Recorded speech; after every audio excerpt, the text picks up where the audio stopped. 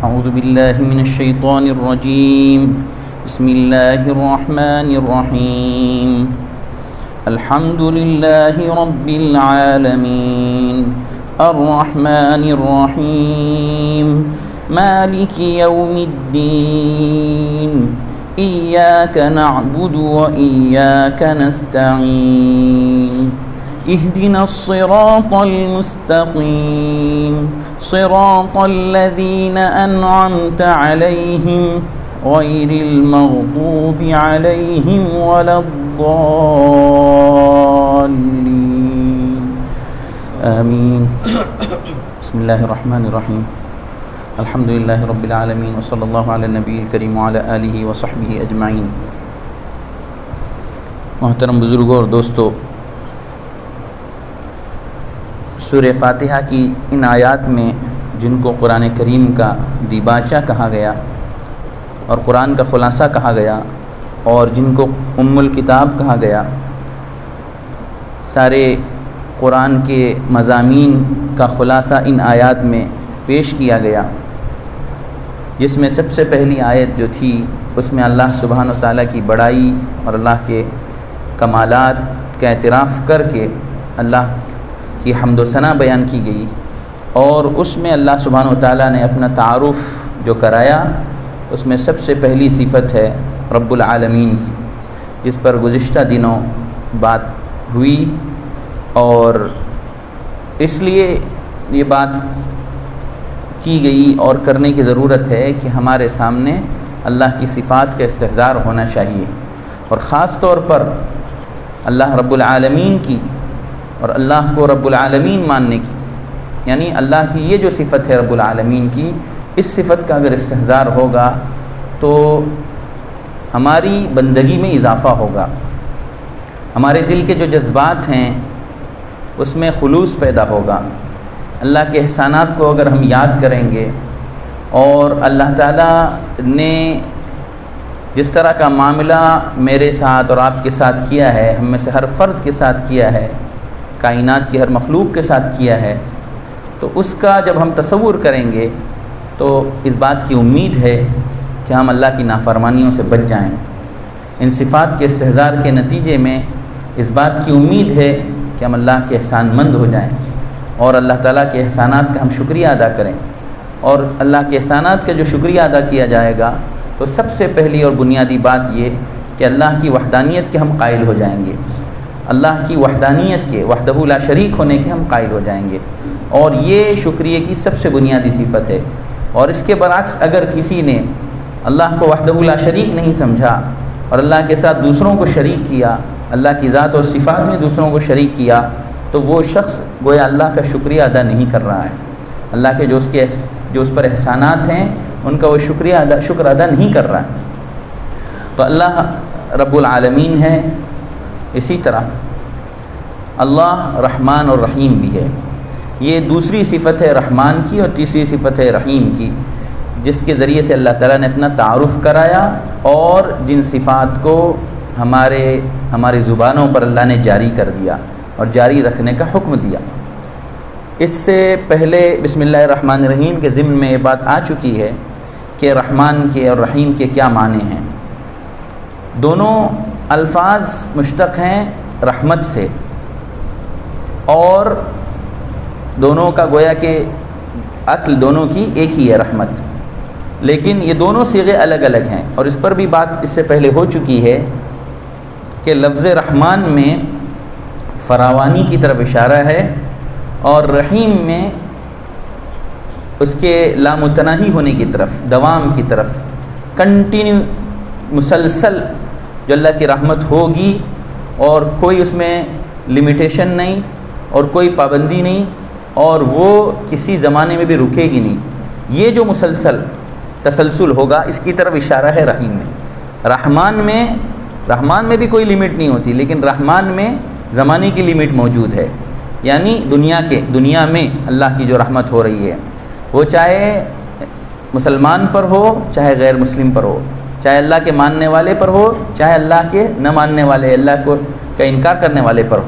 ظاہر ہے کہ دنیا کے اعتبار سے تو اللہ کی نعمتیں عام ہیں اور ہر ایک کو اس کا فیض پہنچ رہا ہے، اور دنیا کی اللہ کی نگاہ میں حیثیت بھی نہیں، اس لیے بھی پہنچ رہا ہے۔ اللہ تعالیٰ نے خود فرمایا اللہ کی نگاہ میں دنیا کی کوئی حیثیت نہیں، حدیث شریف میں اشارے موجود ہیں، صاف لفظوں میں موجود ہے کہ دنیا کی اللہ کی نگاہ میں کوئی حیثیت نہیں، اگر ہوتی تو کافر کو ایک گھونٹ پانی نہ پلاتا۔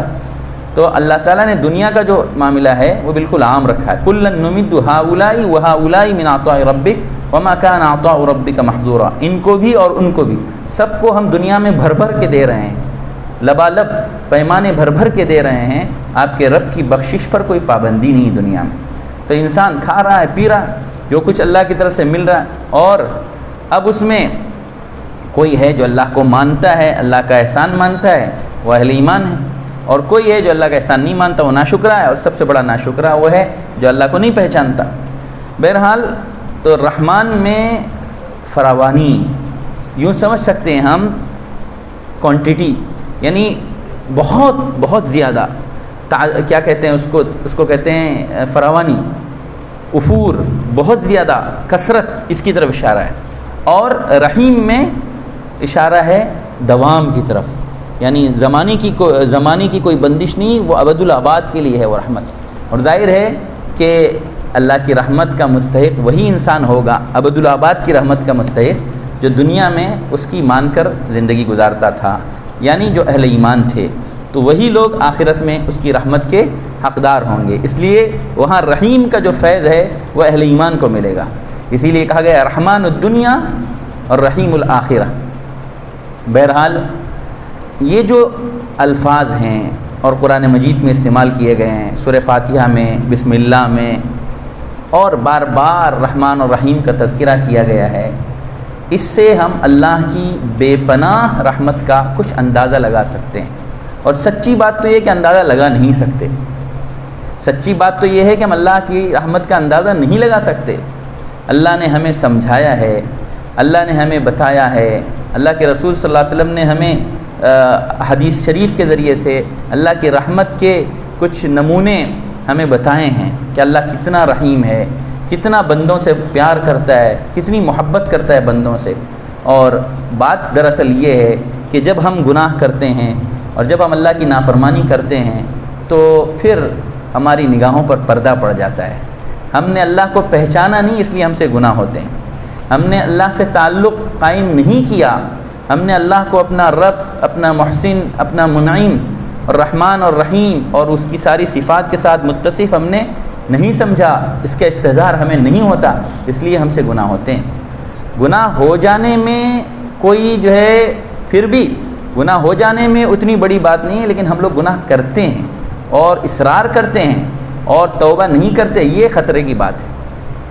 انسان ہونے کے ناطے کبھی گناہ ہو جائے اور پھر انسان فوراً متنبہ ہو جائے اللہ کی طرف، سچے دل سے توبہ کر لے، تو ظاہر ہے اللہ تعالیٰ ہماری توبہ قبول کرتا ہے۔ یہ بھی اس کی محبت ہے، یہ بھی اس کی رحمت ہے۔ ورنہ اگر یہ کہہ دیا جاتا کہ گناہ کر دیا تو ختم، قصہ تمہارا ختم، تو ظاہر ہے اللہ سے کون روک ٹوک کر سکتا تھا، اللہ سے کون پوچھ سکتا تھا آپ نے ایسا کیوں کیا۔ یہ اللہ کی رحمت ہے کہ توبے کا دروازہ اللہ نے کھلا رکھا۔ کیسا پاپی گنہگار بندہ بھی سچے دل سے اللہ کی طرف متوجہ اگر ہو جاتا ہے تو دیکھیے اللہ کی رحمت کس طرح استقبال کرتی ہے۔ اس کو بھی اللہ کے رسول صلی اللہ علیہ وسلم نے حدیث شریف میں سمجھایا کہ ایک شخص تھا بنی اسرائیل میں جس نے 99 قتل کیے تھے، اور پھر اس کے دل میں کچھ امید جاگی کہ توبہ کی جائے، اس نے سوچا توبہ کروں، پھر ایک عالم کے پاس گیا اور اس کے پاس جا کر کے اس نے پوچھا کہ کیا میری توبے کی کوئی گنجائش ہے؟ اس نے کہا کہ اتنا جب تم نے گناہ کیا ہے اور اتنا قتل کیا ہے تو اب توبے کی کوئی گنجائش نہیں ہے۔ اتنا سننا تھا، اس نے کہا لاؤ سینچری پوری کر دوں، 100 پورا کر دوں، 100 کا عدد، اور ایک اس کو بھی مار دیا۔ پھر اس کے بعد اور آگے بڑھا، لوگوں نے بتایا اس کو کہ فلاں جگہ پر جاؤ، وہاں پہ کوئی اللہ والا ملے گا تمہیں، وہ تمہیں بتائے گا تمہاری توبے کا کیا طریقہ ہے۔ وہاں چلا، وہاں چلنے کے بعد راستے ہی میں تھا، راستے ہی میں اس کی روح قبض ہو گئی اور اللہ نے اسے بلا لیا، لیکن وہ دل میں سچا ارادہ تھا توبے کا، وہ چلا۔ خیر اور دوسری روایت میں تفصیلات موجود ہیں کہ اس کے پاس وہ پہنچا تھا، پھر اس کے مشورے سے وہ آگے کسی بستی میں اس کو جو ہے بھیجا گیا تھا۔ بہرحال جو بھی تفصیلات ہوں، لیکن یہاں پہ اس کی نیت جو تھی، اس نیت پر اللہ کے یہاں فیصلہ ہوا اور جب اس کی روح قبض ہوئی تو فرشتوں کے درمیان تو میں ہو گئی کہ کون اس کی روح لے جائے گا، ملائکہ عذاب لے جائیں گے یا ملائکہ رحمت لے جائیں گے۔ اللہ تعالیٰ کی طرف سے جو قانون تھا وہ دیکھ لیجئے کیسے تبدیل کیا گیا اس بندے کے سچی پکی توبہ کی وجہ سے۔ وہ بظاہر وہاں سے نکلا ہی تھا، اس خراب اور معصیت والی گناہ والی زمین سے وہ نکلا ہی تھا، ابھی زیادہ دور نہیں پہنچا تھا، اور اس کو اچھی سرزمین کی طرف جہاں وہ جانا چاہتا تھا وہاں کافی دوری پر تھا۔ فرشتوں کے درمیان فیصلہ اس بات پر ہوا، یہ دیکھا جائے زمین کو ناپ کر کے کہ کون سی زمین کے زیادہ قریب ہے، اس کے حساب سے فیصلہ ہو۔ خیر یہ بھی اللہ نے ان کے دل میں ڈالا۔ ادھر اللہ تعالیٰ نے زمین کو حکم دیا کہ زمین کی مسافت سمیٹ دی جائے، زمین کو حکم دیا کہ تم اپنی مسافت سمیٹ دو، یہاں جہاں وہ جانا چاہتا تھا توبہ کر کے یا توبے کے لیے جہاں جانا چاہتا تھا، تو وہ زمین کی مسافت سمٹ گئی۔ اللہ کا حکم ملنے کی دیر ہے، مسافت سمٹ گئی۔ اب دیکھا گیا تو قریب پایا گیا اس کے، اس وجہ سے اللہ تعالیٰ نے اس کے لیے رحمت کا فیصلہ کیا۔ یہ ایک مثال ہے اور واقعہ پیش آیا تھا، اس کو اللہ کے رسول صلی اللہ علیہ وسلم نے بیان اس لیے کیا تاکہ ہمیں کچھ اندازہ ہو جائے کہ اللہ تعالیٰ کتنی محبت کرتا ہے، کتنی شفقت فرماتا ہے، اور اللہ تعالیٰ کتنی رحمت فرماتا ہے۔ ان رحمتی وسعت غضبی، قرآن مجید میں بھی خود موجود ہے، ورحمتی وسعت کل شیء، کہ میری رحمت ہر چیز پر محیط ہے، میری رحمت ہر چیز پر محیط ہے۔ ہم تصور نہیں کر سکتے اللہ تعالیٰ کتنی رحمت فرمانے والا ہے۔ اور پہلی صورت ہے، آغاز ہو رہا ہے قرآن مجید کا اور مقدمہ ہے قرآن مجید کا، اس میں جس صفت پر زور دیا جا رہا ہے وہ اللہ کی رحمت کی صفت ہے۔ تو کتنے محروم ہوں گے ہم اگر ہم اللہ کی رحمت سے اپنے دامن کو نہ بھریں اور اللہ کی رحمت کے ہم مستحق نہ بنیں۔ اور کیا کرنا ہے اس کے لیے؟ اللہ کی رحمت کا مستحق بننے کے لیے توبہ کرنی ہے اور اللہ تعالیٰ سے تعلق پیدا کرنا ہے۔ جب تک اللہ کو نہیں پہچانیں گے، اللہ کی صفات کا ہم استحضار نہیں کریں گے تو اللہ سے ربط نہیں ہوگا، اللہ سے تعلق نہیں ہوگا، اور اللہ سے تعلق نہیں ہوگا تو کیسے ہم نجات پائیں گے، کیسے ہم اللہ کی رحمت کے حقدار بنیں گے؟ اور اس کے لیے بنیادی چیز ہے کہ ہم اللہ تعالیٰ کے ہو جائیں، ہم اللہ تعالیٰ کی بات کو ماننے والے ہو جائیں، اللہ کے نبی کی بات کو ماننے والے ہو جائیں، گناہوں سے، اللہ کی ناراضگی کی باتوں سے ہم بچنے والے ہو جائیں، بس اور کیا ہے اس کے علاوہ؟ آمنت باللہ ثم استقیم، ایک ایسی بات بتاؤ، ایک صحابی نے آ کر پوچھا ایک ایسی بات بتائیے اللہ کے رسول کہ میں پھر کسی سے نہ پوچھوں، سارے دین کا خلاصہ اس میں آ جائے، سب کچھ اس کے اندر آ جائے۔ تو اللہ کے رسول صلی اللہ علیہ وسلم نے فرمایا آسان سی بات ہے، کہہ دو آمنت باللہ ثم استقیم، کہہ دو اللہ پر ایمان لے آ، پھر اس پر ثابت قدم ہو جاؤ۔ دیکھنے میں تو آسان سی بات ہے لیکن یہ بات بہت بھاری ہو جاتی ہے بعض اوقات۔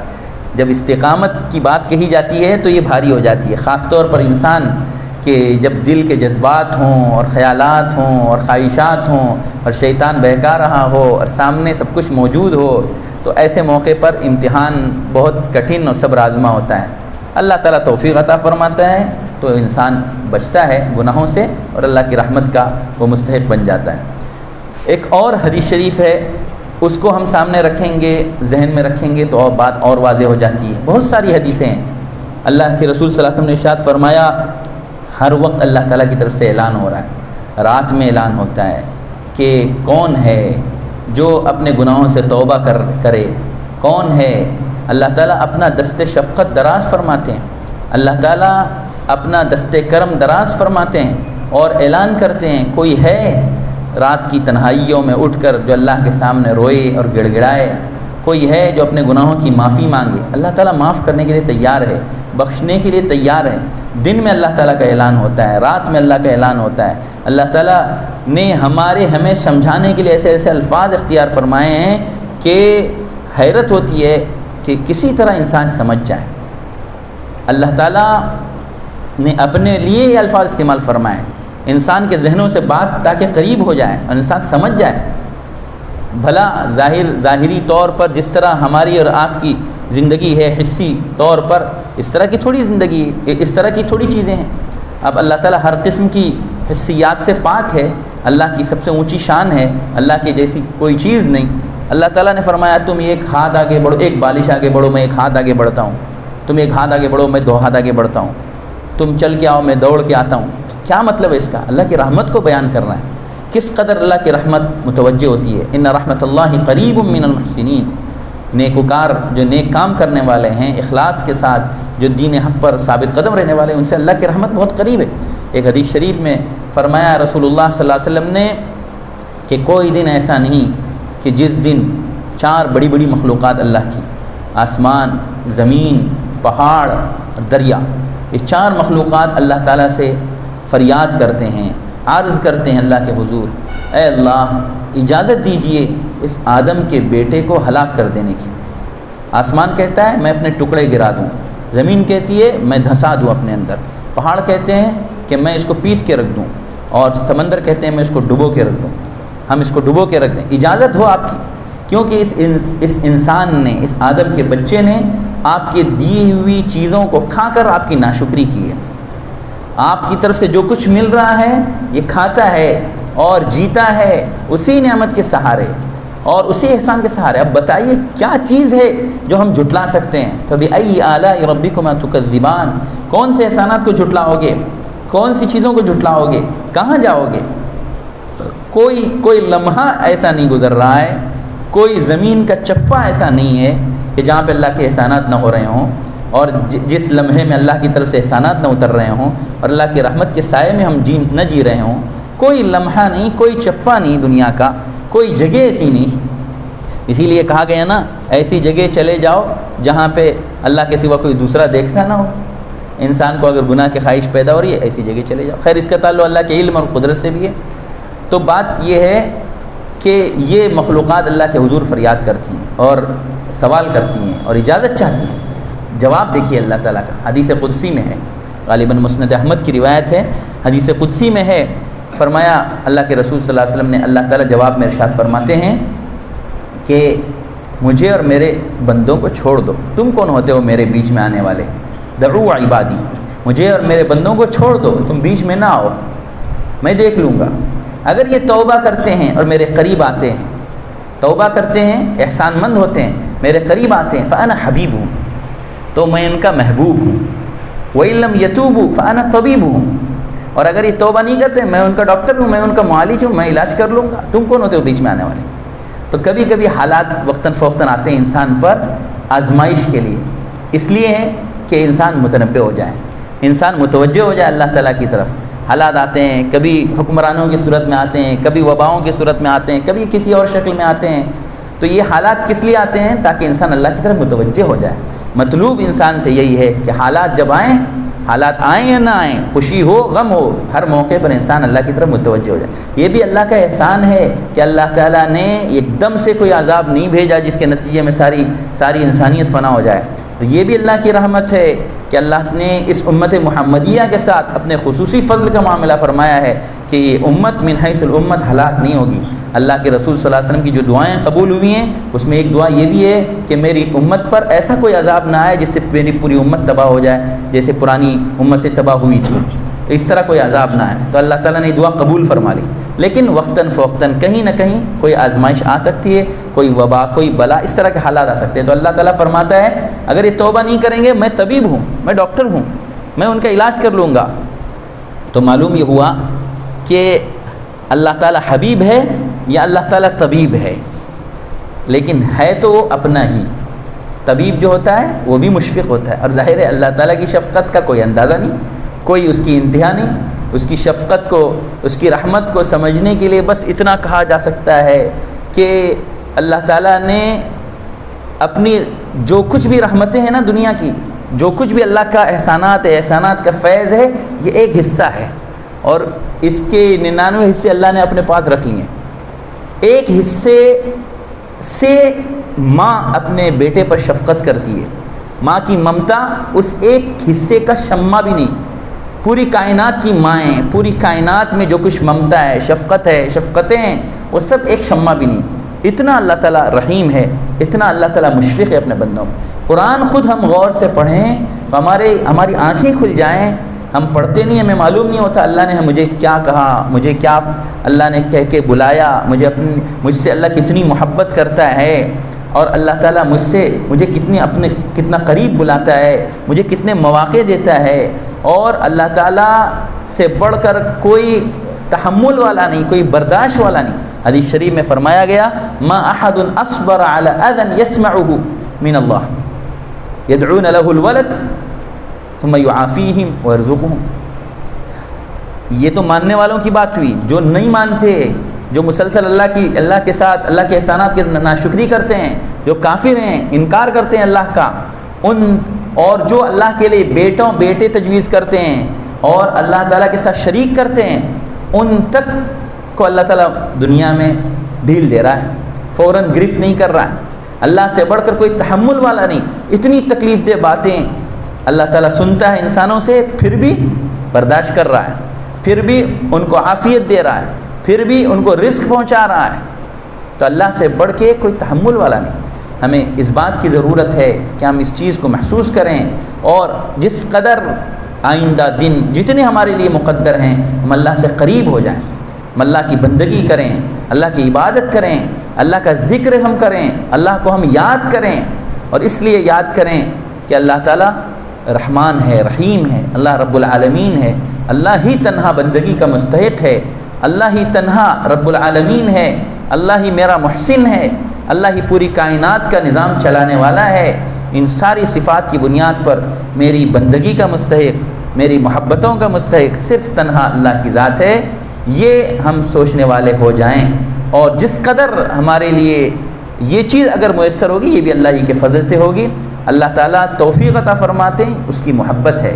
اللہ نے ہمیں بیٹھنے کی توفیق دی، سننے کی توفیق دی، نماز پڑھنے کی توفیق دی، ذکر کرنے کی توفیق دی۔ اللہ کی ہم سے محبت ہے، اللہ تعالیٰ ہم سے محبت کرتا ہے۔ اس محبت کو ہمیں پہچاننا ہے، اللہ کی اس رحمت کا ہمیں اندازہ کرنا ہے، اور کسی در پہ جانے کی ضرورت نہیں ہے۔ دنیا میں جتنے سب جو کچھ بھی ہیں، اول تو قدرت والے نہیں، نہ ان کے پاس قدرت ہے، نہ طاقت ہے، نہ ان کے پاس علم ہے، نہ ان کے پاس کمال ہے، کوئی چیز بھی نہیں۔ پھر کیوں ہم سر جھکائیں دوسرے کے سامنے؟ پھر کیوں کسی سے ہم تعلق رکھیں؟ ہاں، تعلق رکھنے کے لیے تنہا اللہ کی ذات ہے، اور ظاہر ہے اللہ تعالیٰ سے جس کا تعلق ہے وہ تعلق کے قابل ہے، وہ محبت کے قابل ہے، اور سب سے بڑھ کر اللہ کے نبی ہیں محبت کے قابل۔ اسی لیے کہا گیا النبی اولیٰ بالمؤمنین من انفسہم، کہ انسان کے اہل ایمان کی اپنی جانوں سے زیادہ تعلق ان کو نبی سے ہوتا ہے۔ کیوں؟ اس لیے کہ وہ اللہ کے نبی ہیں، اللہ کے نبی ہیں۔ ہاں، اللہ کی کتاب ہے، اس سے تعلق، اللہ کے نبی ہے، اس سے تعلق، اور اللہ نے جن لوگوں سے تعلق کا حکم دیا ان سے تعلق۔ لیکن ظاہر ہے ہمارا سہارا، ہمارا ملجا و مأوا اور ہماری بندگی کا تعلق صرف اللہ کی ذات سے ہوگا۔